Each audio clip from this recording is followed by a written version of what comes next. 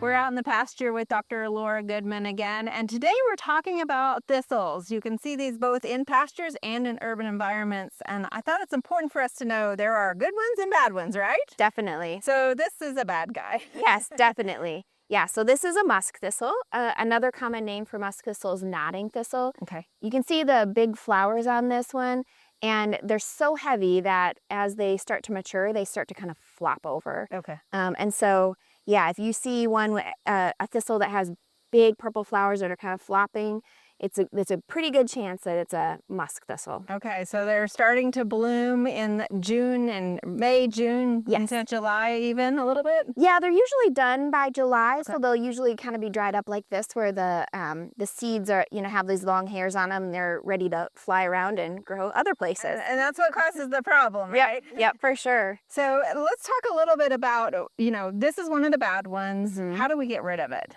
Yeah, so the easiest thing if it's growing like in a flower bed or in your yard is just to dig it out. Okay. I have a sharpshooter shovel, one of those really pointy shovels, and those work fantastic to go ahead and dig it out.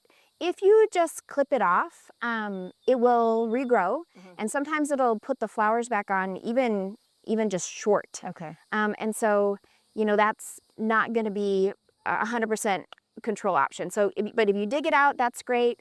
You can also use herbicide if that's something that you're comfortable with, particularly when the plant is still in a rosette. So these are biennials. And so, when they start growing in the fall, they're just going to be the leaves that are real low to the ground. And so that's how they'll be through the winter into the early spring. And so you can go ahead and treat them with herbicide at that time of year. Okay. And so that would be something like something with 2,4-D in it, or picloram, or aminoparlid. There's lots of different product options. Okay, and we also have another one. We have a few that are the invasive type, and they're so invasive because of all of these dandelion-like flowers that spread everywhere.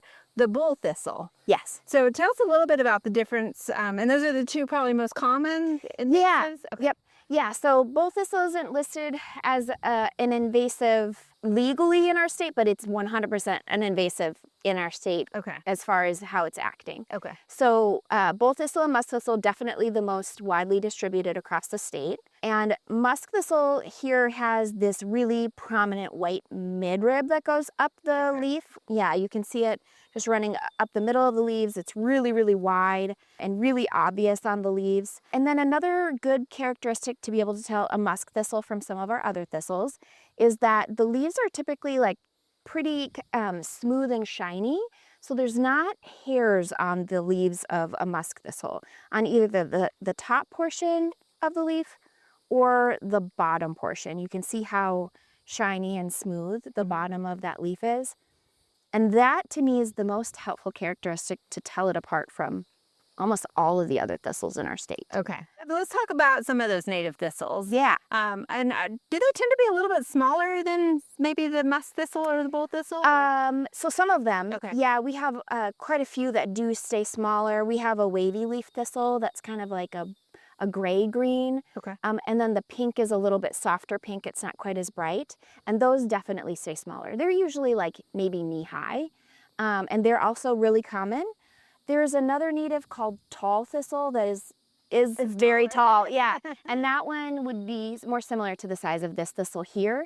But again, if you look on the bottom side of the leaf on tall thistle, you're going to see a lot of that kind of white hair on the bottom.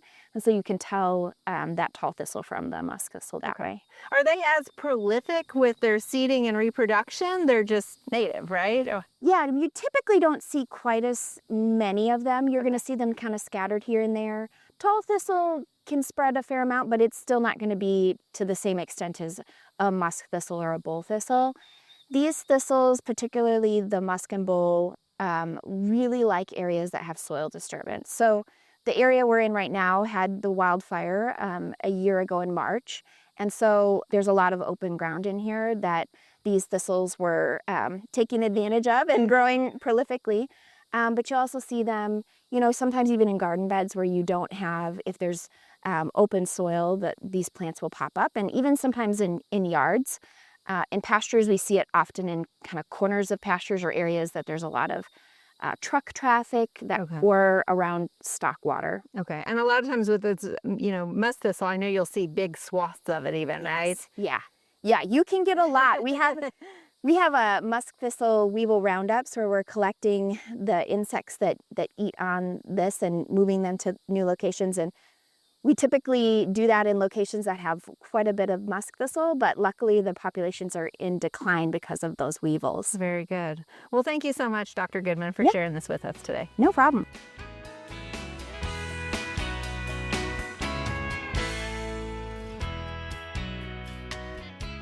We hope you enjoyed this video as part of our Oklahoma Gardening YouTube channel. You can also find even more videos on the OK Gardening Classics YouTube channel.